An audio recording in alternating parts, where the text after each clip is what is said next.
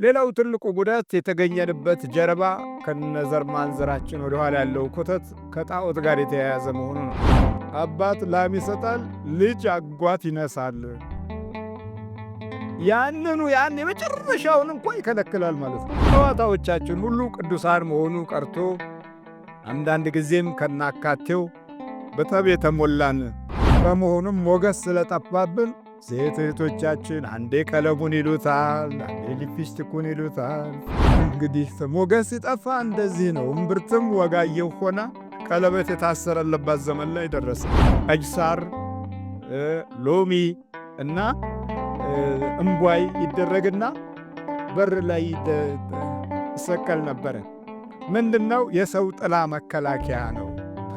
አፍዝ፣ አደንግዝ፣ አዜብ መንፈሳዊ መነቃቃትን የሚከለክል የክፉ መናፍስት ድባብ ይባላል።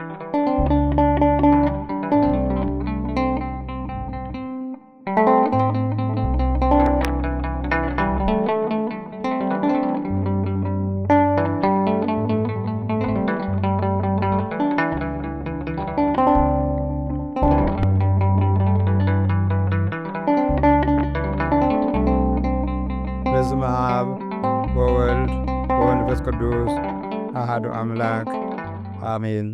የተከበሩ አባታችን መልአከ ኃይል ይርጋ ሙሉዬ፣ አባቶች መነኮሳት፣ ካህናት፣ ዲያቆናት፣ መዘምራን፣ ሁላችሁም የእግዚአብሔር ቤተሰቦች እንደምን አደራችሁ? ልዑል እግዚአብሔር ዛሬም ዘወትርም ለዘላለም ስሙ የተመሰገነ ይሁን። ዛሬ የተነበበው ቅዱስ ወንጌል የሉቃስ ወንጌል ምዕራፍ 2 መጨረሻው ላይ ቁጥር 52ን እንደ ርዕስ እንወስድና ባለን አጭር ጊዜ ውስጥ እንማማርበታለን ማለት ነው። እንዲህ ይላል። ኢየሱስም ደግሞ በጥበብና በቁመት በሞገስም በእግዚአብሔርና በሰው ፊት ያድግ ነበር ይላል። እድገቱ እንግዲህ እንዲህ ነው። የመጀመሪያው በጥበብ የሚል እድገት ነው። በጥበብ ያድግ ነበረ።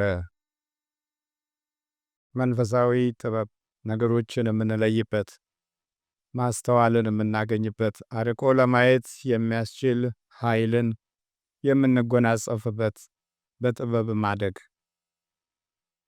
ከቀደመው ከአባቶች መንፈሳዊ ኃይል ጋራና ከኖሩበት ታሪክ እና ዘመን እንዲሁም ደግሞ ከቃል ኪዳኑና ከተስፋው ጋራ ያለው ግንኙነት ጥበብ የተሞላበት ሆኖ መገኘቱ የአዲስ ኪዳንን ሕዝብና እንዲሁም በዘመኑ ተጥሎ የነበረውን ወገን ለማየት የሚያስችል ደግነት፣ ርኅራኄን፣ ቅንነትን እና ለብዙዎች መኖርን የመሰለ ኃይል ገና በጌታችን በኢየሱስ ክርስቶስ ስም ገና በልጅነት ገና ከቅድስት ድንግል ማርያም እጅ እቅፍ ውስጥ ሆኖ ከዚህ ታሪክ ጋር መገናኘት ቀላል አልነበረም።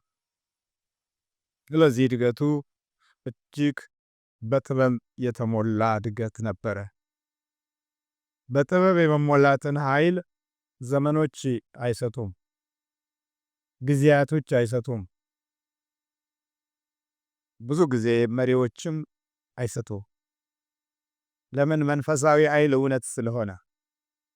የእውነት አምላክ ኢየሱስ ክርስቶስ ራሱ እውነት ሆኖ የጥበብን ኃይል ለመግለጽ የአዲስ ኪዳንን ልጆች በጥበብ የተሞሉ እንዲሆኑ ለማድረግ የሚያስችል ሞገስ ከእርሱ ዘንድ የሚገለጥ ዘንድ ግድ ሆነ። ስለዚህ እድገቱ በጥበብ ጭምር ነበር። እኛ በምን ጥበብ ነው ያደግነው ስንል፣ አንድ በሴረኞች ጥበብ አድገናት። ሴረኞች ብዙ ያሴራሉ። የነሱን የሴራ ኃይል እስከምንነቃ ድረስ ቢያንስ 1-2 ትውልድ እናጣለን። በምቀኞች ጥበብ ውስጥ እናድጋለን። ከተስፋችን ሳንገናኝ ከራእያችንም ጋር ሳንወዳጅ የሕይወታችንን ዘመን በትግል እንጨርሳለን። ሌላው ትልቁ ችግር እውነትን ለማቆየት የሚደረገው ትግል ላይ ክፉ አጋዥ መኖሩና የሰዎችን ልቦና ለውጦ ጥበቡን ሥጋዊ ብቻ ማድረግ መቻሉ ለብዙ ውድቀቶች የተመቸ ጊዜና ዘመን ትውልድ እንዲመጣ ምክንያት ሆነዋል። የእኛ አምላክ የእኛ ጌታ ከቅድስት ድንግል ማርያም የተወለደው ቅዱሱ የእግዚአብሔር ልጅ ግን ሲያድግ በጥበብ ነበር። በመንፈሳዊ ጥበብ፣ በመንፈሳዊው ኃይል፣ በመንፈሳዊው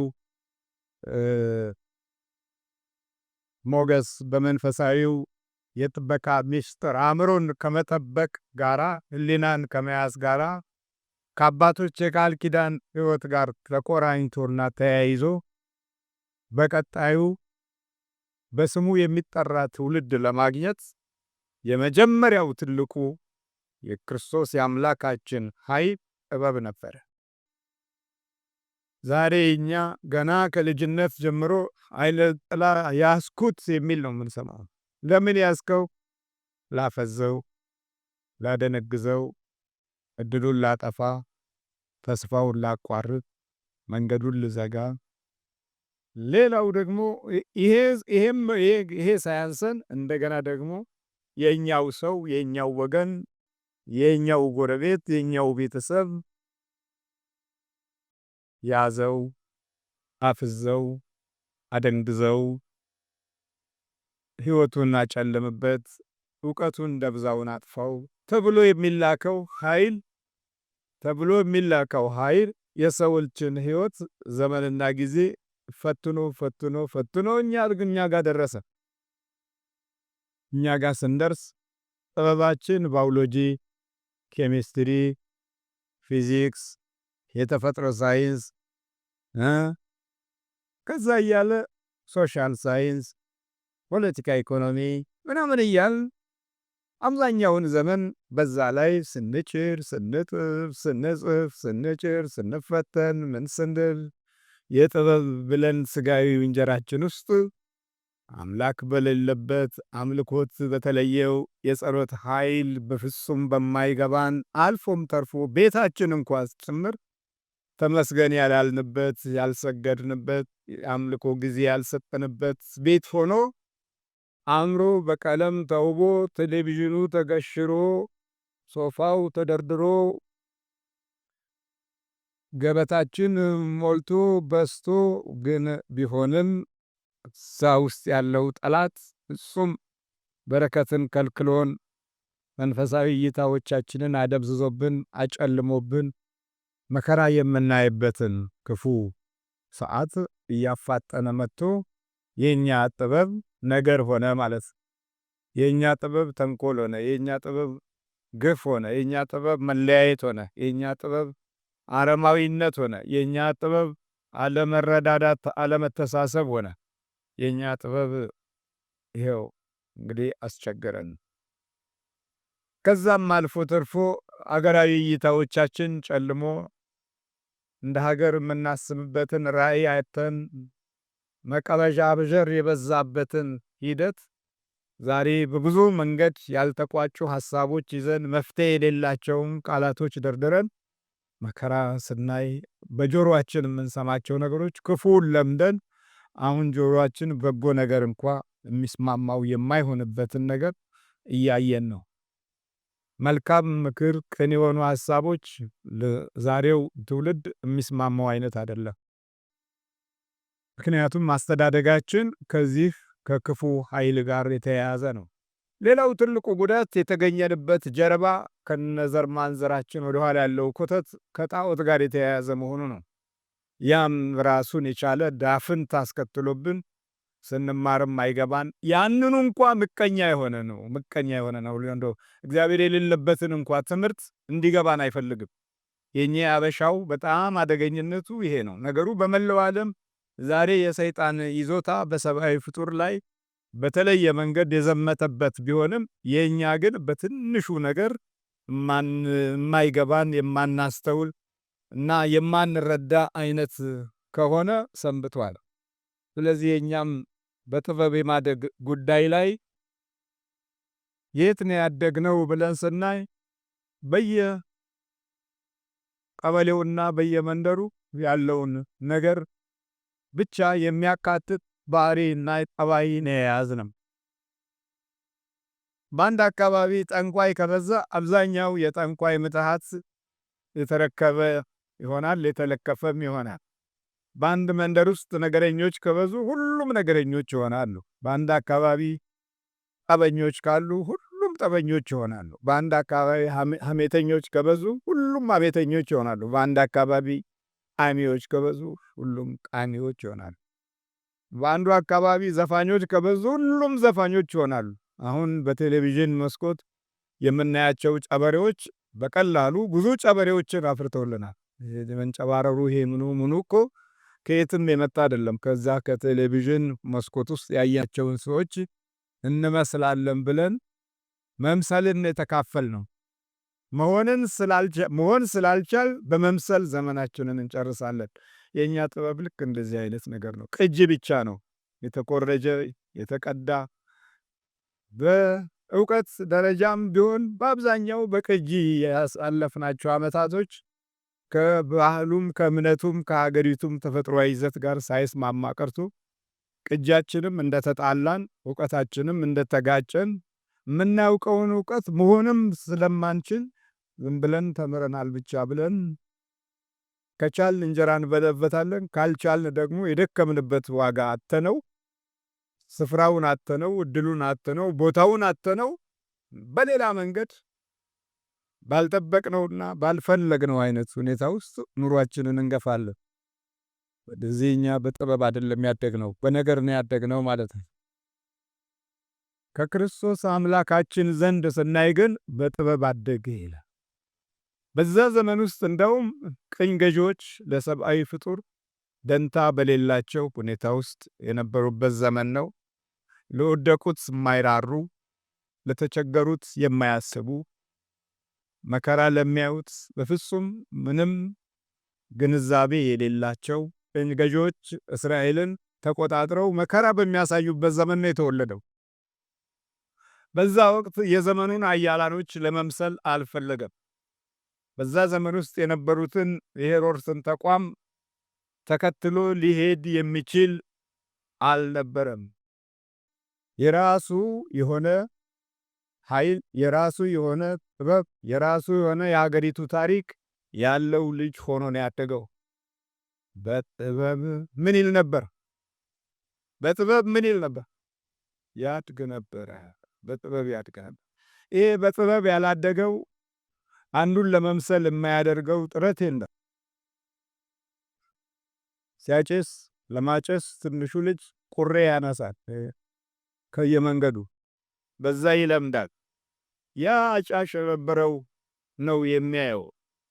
ለዚህ በጥበብ የማደግ ጉዳይ አይደለም፣ በጥፋት ነው እኛ የምናድገው። በጠፋ መንገድ ውስጥ ዘመን እና ሰዓት ውስጥ ነው የተገኘ ነው። ስለዚህ የሚታየንና የምናየው ነገር ሁሉ በዛው በክፉ መልኩ ያለውን ነገር ለኑሯችን ለራሳችን እየወሰድነው ስንጠፋ ደግሞ አንድ ላይ ነው የምንጠፋው። ለምን? የጥፋት ተናጠል የለውም። መጥፋት አንድ ላይ ሲሆን ወደ ላይም የምታየው ጥሩ አይደለም፣ ወደ ታችም የምታየው ጥሩ አይደለም። በመሃል የራሳችንን ጥፋት እያስተናገድን ዘመናችንን እንጨርሳለን። በአብዮት ዘመን የነበረውን ስናስተውል ስንጠፋ አንድ ላይ ነው የጠፋ ነው። በዛ ዘመን የነበሩ ትልልቆች ወደ ላይ ከፍ ብለው የነበሩት ኃይሎች እነሱም ሲወድቁ እኛም አብረን የወደቅ ነው። በአስተሳሰብም፣ በአካሄድም፣ በአኗኗርም፣ በጠባይም፣ በሁሉም። ለምን? ዘመኑን መምሰል የሚለውን ነገር ስለምንከተል በዛ ውስጥ የእግዚአብሔር ኃይልና ጥበብ እንዳይገባ የተከለከለ ወቅትና ሰዓት ስለነበረ በአምልኮት ውስጥ ሰው ሁሉ የሰነፈበት፣ ዝም ያለበት፣ የጸሎት ምስጢርን የተወበት ጊዜ ስለነበረ ያ ባህሪ ዛሬ ከብዙዎቹ ሕሊና ውስጥ አልወጣ ብሎ ለብዙዎቹ ውድቀት ምክንያት ሆኗል። ያልተጸለየበት ጊዜና ዘመን ደግሞ እያንዳንዱን ተተኪ ትውልድ የሚፈትነው ይሆናል። የድሮ አባቶቻችን አነጋገር እንዲህ ይላሉ፣ አባት ላም ይሰጣል፣ ልጅ አጓት ይነሳል ይባላል። እንግዲህ አይገርምም? ልጅ አጓት ይነሳል። አባት ምን ይሰጣል? ላም ይሰጣል። ልጅ ምን ይነሳል? አጓት። ምን ማለት ነው ይሄ? ወተትነቱን አልፎ እርጎ ሆኗል። እርጎ ከሆነ በኋላ እንደገና ደግሞ ምን ይወጣለታል? አይደለም እርጎ ከሆነ ቅቤ ነው የሚወጣው። ቅቤ ይወጣለታል። ቅቤ ከወጣለት በኋላ መጨረሻው ደግሞ ያ ምን ይሆናል? አሬራ ይሆናል። ነጭ አሬራ፣ ቅቤ የሌለው አሬራ። አሬራው ደግሞ እንደገና ይቀጥልና ምን ይሆናል? አይደለም አይብ ይሆናል። አይብ ከሆነ በኋላ መጨረሻው ምንድን ነው? አጓት ይባላል። በቃ አሁን አያችሁ፣ አባት ላም ይሰጣል፣ ልጅ አጓት ይነሳል። ያን የመጨረሻውን እንኳን ይከለክላል ማለት ነው። አሃ እንደ ሀገርም ተመልከቱ። ምን እየሆን ነው? ምን እያደረግን ነው? እንደ ቀደሙት አባቶቻችን ስጦታ ተመልከቱ። አሁን ያለንበትን ዘመንና ጊዜ ተመልከቱ። አጓት የጠፋበት ዘመን እኮ ነው።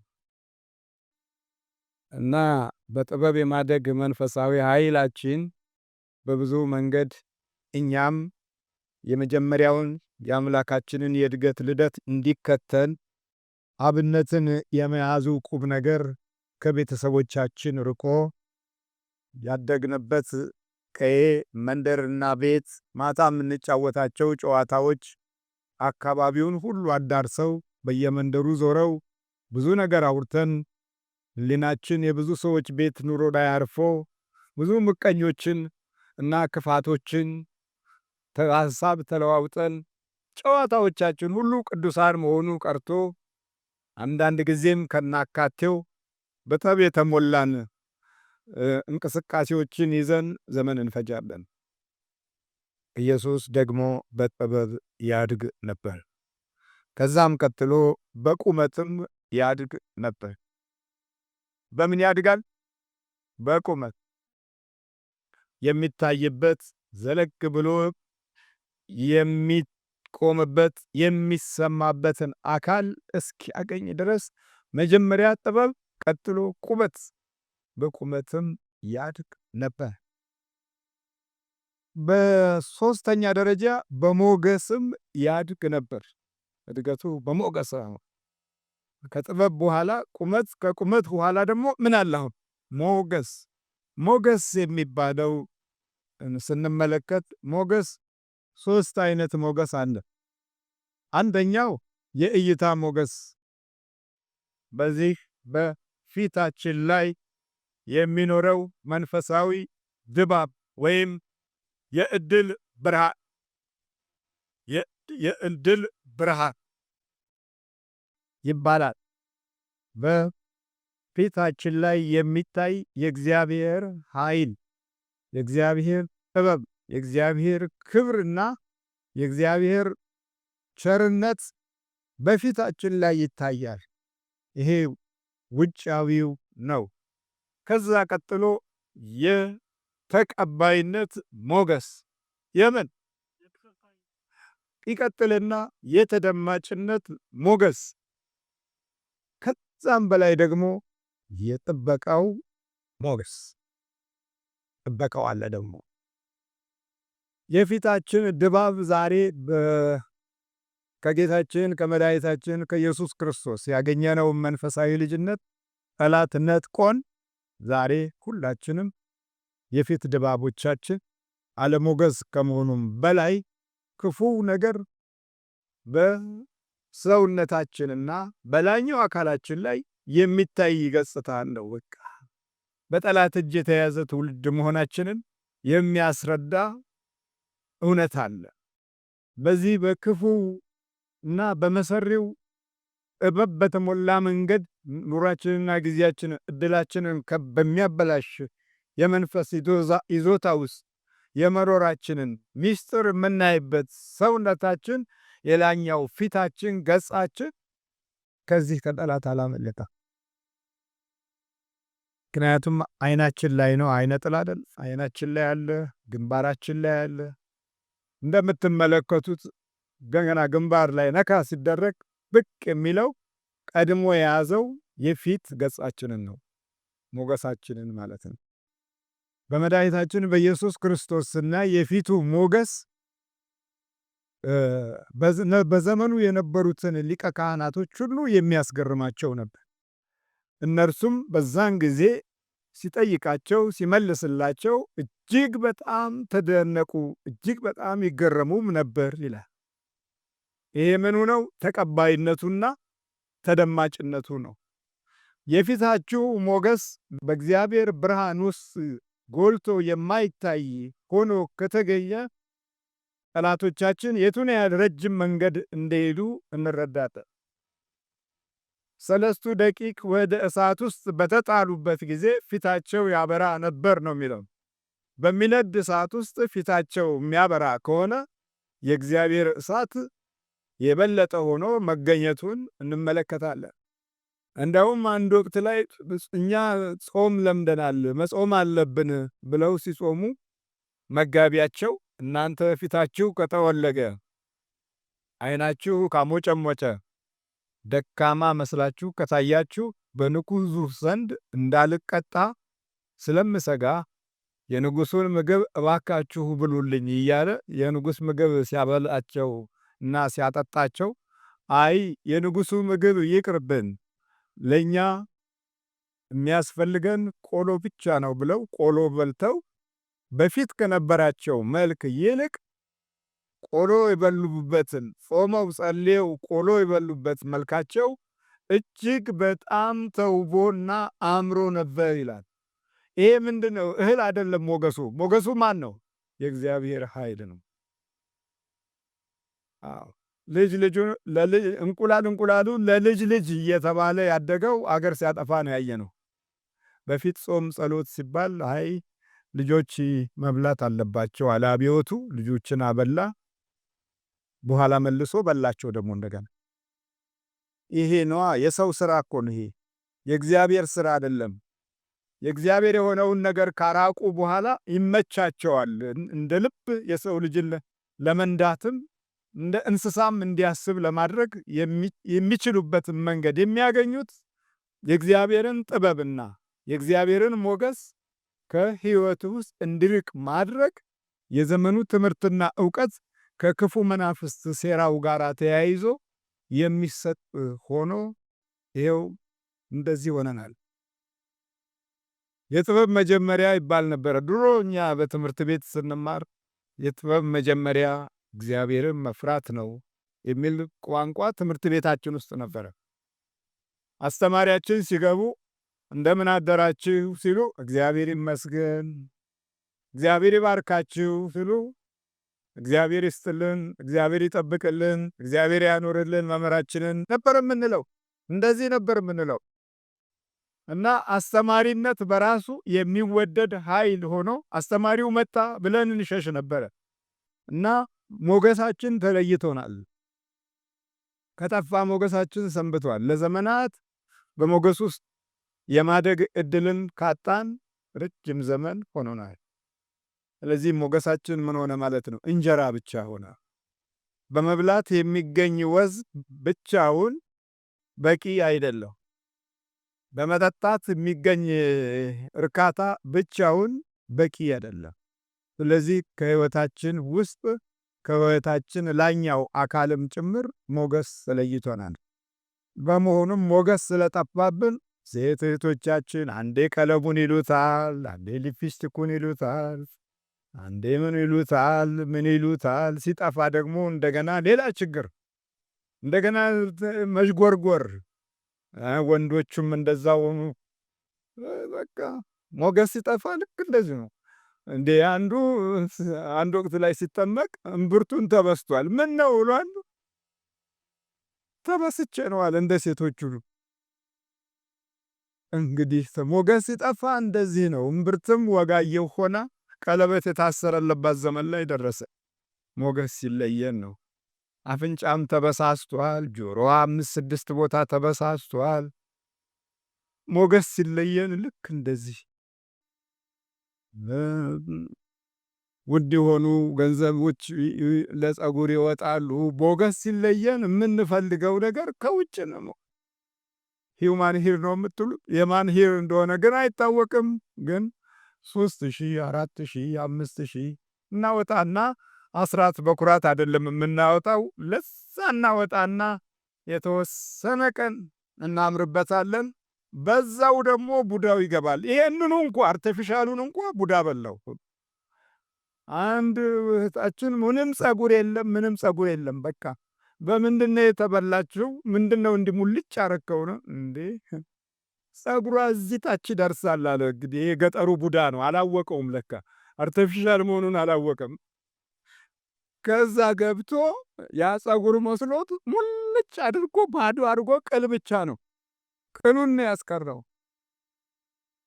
ለምን እለዋለሁ። በቃ አነሳሁላት አለ። በቃ እና የእኛ ሞገስ እንደዚህ ባለ ሁኔታ ውስጥ ሆነ። ተፈጥሯዊ እድሉን አጣ። የሚገርም ነው።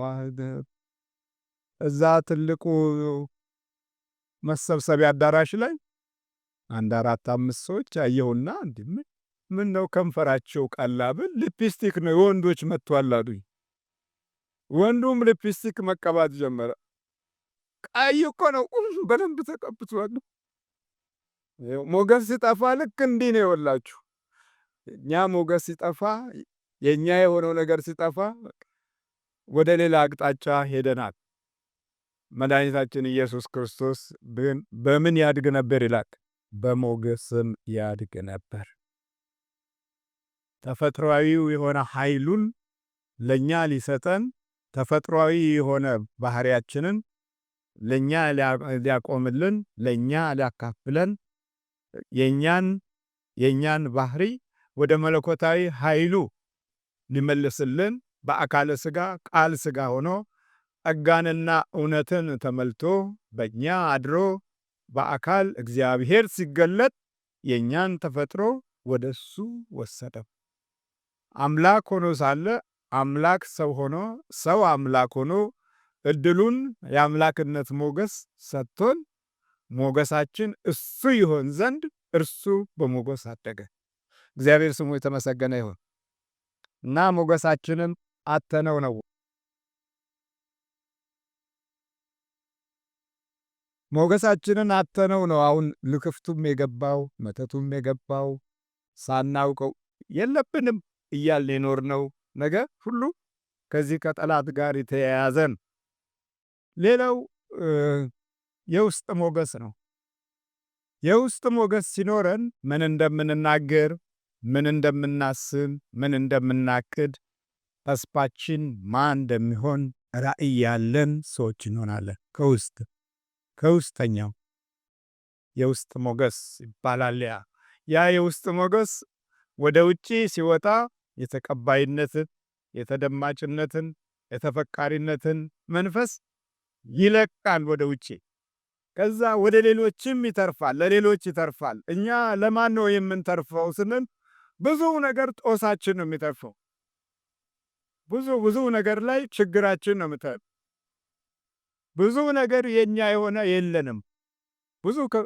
ብዙ ቦታ ላይ የኛ የሆነውን ስንፈልገው ሳንስማማ ብናገኘው እንኳ አናቀውም፣ አናከብረውም፣ አንወደውም። ሁል ጊዜ ከራሳችን በጎ ነገር ጋርም እንጣላለን፣ እንሟገታለን፣ እንጠራጠራለን፣ ይሸለቸናል። መልካም የሆነ ነገር ላይ ያለን አሰላለፍ በብዙ መንገድ በጠላት ተወስቶብናል። ስንጠና በዲያብሎስ የኖርን ፍጡሮች ነን። የቱ ጋር እንደምንደክም፣ የቱ ጋር ኃይላችን እንደሚያበቃ በጥንቃቄ የሚያይን ክፉ መንፈስ ዛሬ በትልቅ ትግል ላይ ነው የሚገኘው። የት ጋር እንደምናለቅስ፣ የቱ ጋር አቅማችን እንደሚሰበርና የቱ ጋር ሁሉን ነገር ከባህሪያችን ውስጥ እንደምናጣው የሚያሳይ ፈተና በክፉ በኩል ሁሌ ከፊታችን እየቀደመ ይታገለናል። ቀጥሎ በሞገስ ብቻ አይደለም የመድኃኒታችን ኢየሱስ ክርስቶስ እድገት፣ በእግዚአብሔርና በሰው ፊትም ያድግ ነበር ይላል። በማና በማ በእግዚአብሔርና በሰው ፊትም ያድግ ነበር። እኛው በሰው ፊት እናድግና በእግዚአብሔር ፊት አናድግም። አንድ ሰሞን ያወደሱን በሌላ ሰሞን አሽቀንጥረው ይወረውሩናል።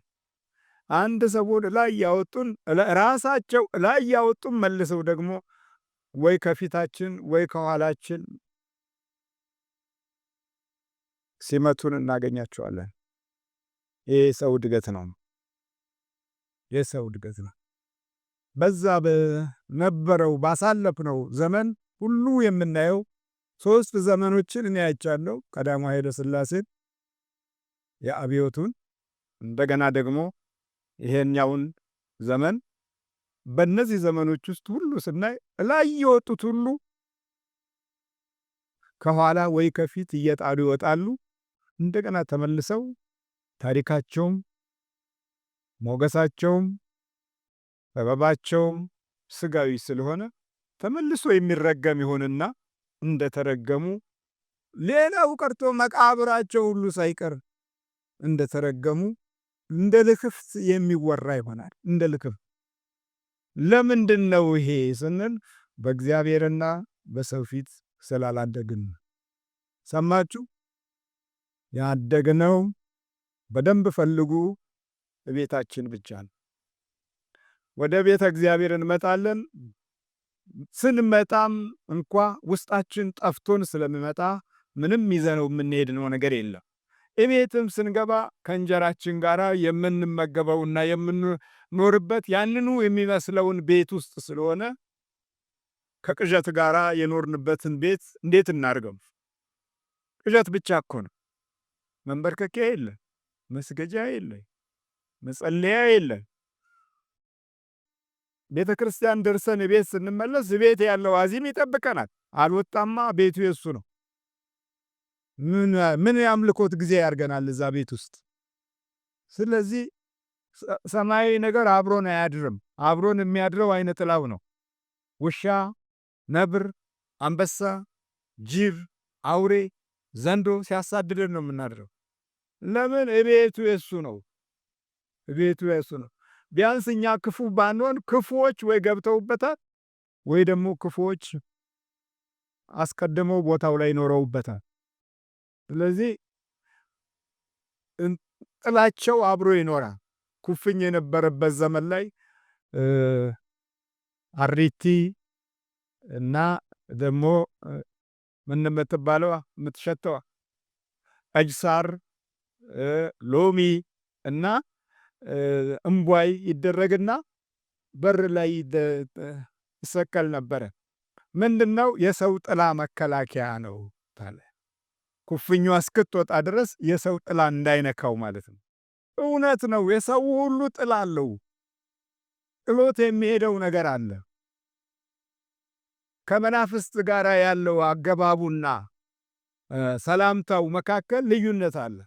የእመቤታችን የቅድስት ድንግል ማርያም ሰላምታ ለኤልሳቤጥ ሕፃኑ ከውስጥ እንዲቦርቅ አድርጎታል። የእመቤታችን ጥላ የመንፈስ ቅዱስ ጥላ ነበረ። ስለዚህ መቦረቅ ብቻ አይደለም፣ ኤልሳቤጥም በመንፈስ ቅዱስ እንድትሞላ አድርጓታል። የኛ ጥላ ግን የሚጸልይ የነበረው እንዳይጸልይ አንዱ ገብቶ ሲወጣ አዚም ጥሎበት ይሄዳል። ጸሎቱ ይቀራል በዛው። በቃ አዚም አፍዝ፣ አደንግዝ፣ አዚም መንፈሳዊ መነቃቃትን የሚከለክል የክፉ መናፍስት ድባብ ይባላል። መድኃኒታችን ኢየሱስ ክርስቶስ ግን በእግዚአብሔር በሰውና በእግዚአብሔር አይደለም፣ በእግዚአብሔርና በሰው የሚቀድመው የማን ነው? የእግዚአብሔር ነው። ታዲያ እኛ በትምህርታችን እግዚአብሔርን አስቀድመን ነበር ወይ ብለን ደግሞ ወደኋላ በእውቀት አሸማመቱ ላይ ትኩረት ስጡ። በእውቀት አሸማመቱ ላይ ስንማር በፍጹም አምላካዊ የሆነ ኃይል እንዳይገባ ትምህርት ቤቶቻችንና አስተማሪዎቻችን ተጠንቅቀዋል። ስሙም መጥራት በፍጹም የተከለከለበት፣ አልፎም ተርፎ እንኳ ማህተባችንን አድርገን ስንሄድ በጥሱ የምንድን ነው እየተባለ በአስተማሪዎቻችን የሚበጠስበትን ዘመን አሳልፈናል። ማተባችንን እየበጠስን መስቀላችንን እየጣልን የተማርነው። ታዲያ ከዕድላችን ጋር ተገናኘን ወይ? ከታሪካችን ጋር አሁን አለን ወይ? በእምነት በኩል ባለው ዋጋ ያገኘነው በረከት ምንድን ነው ብለን ስናይ ምንም የለም። ይህን ያህል ነው የተጎዳ ነው። ስለዚህ አስተዳደጋችን በሰው ፊት ብቻ አልፎም ተርፎ በዛሮችና በውቃቢዎች ፊት ነው ያደግነው። በዚህ ከዓይን በሚወጡ ጠላት ቡዳዎች ፊት ነው ያደግነው እና መልካም ነገር ለማሰብ ልቦናችን እንዳይችል ተይዟል። የምንሞክራቸው በሙሉ ክፉን ነው። አሁን አደጋው ክፉን መሞከር አይደለም። አሁን ያቃተን እሱማ ኖረንበታል። አሁን ያቃተን መልካሙን መሞከር ነው። መጸለይንና ማምለክን መሞከር ነው ያቃተን። ያኛውማ ኖረንበት በቃ ምን አለ? አሁን እኮ ምንም የቀረ ነገር የለም። ልጆች ሲወለዱ እናቶች ጥበብ ለብሰው በነበረበት ጊዜ የተወለዱና ይቺ ሚኒ ነው የምትሏት ሚኒ ስከርት የተለበሰ ጊዜ የተወለዱ ልዩነት አላቸው። በጣም ልዩነት አላቸው። አሁን እኮ በፊት አውቶቢስ ነበረ፣ ከዛ ሚኒባስ መጣ፣ ከዛ ቀስ እያለ ሚኒ ስከርት መጣ። አሁን ምን ቀረ? አሁን የቀረው ሚኒ ሂውማን ነው። እሱም ደግሞ ያው ሚኒ ሂውማን በጣም ብዙ ነው። ሁሉ ነገር የተወ ሁሉ ነገር የለቀቀ ግራ የገባው ፍጡር። በውጭው ዓለም ብታዩ አብዛኛው የኛ አበሻው ልጅ ለቴክኖሎጂ ዕውቀት ይበቃል፣ አገርን ያለማል፣ መሰረቱን ከፍ ያደርጋል፣ ታሪክ ይሰራል ተብሎ የተማረው አብዛኛው ሚኒ ሂውማን ሆኗል። ሚኒ ሂውማን በቃ ግማሽ ሰብአዊ ፍጡር ሆኗል። የለም እዚህም ሲመጡ ስናይ የለም፣ ህሊናቸው የለም። እንኳን እዚህም ያለው ግራ የሚያጋባ ነው። መድረሻውንም መነሻውንም ለማወቅ እድሉን ያላገኘ ዘመን ትውልድ ሆኗል። ለዚህ ከሚኒ ስከርት ዘመን ጀምሮ ከጥበቡ አልባሳት ከመቀነቱ ወግ ከዛ ውስጥ ሁሉ አምልጠን ወጥተን አሁን ወደ ግማሽ ስብዕና፣ ግማሽ ሰው ግማሽ አውሬ ወደ መሆን እድል ውስጥ ገብተናል። ስለዚህ የጌታችንን እድገት እንድንካፈል ቤተ ክርስቲያን እና መድኃኒታችን ኢየሱስ ክርስቶስ የመሰረተውን የእድገት እድል አተነው ግራ ተጋብተን በእምነትም አስተሳሰባችን አመለካከታችን በክፉ ጠላት ተይዞ ወደ ክፉ እያዘነበለ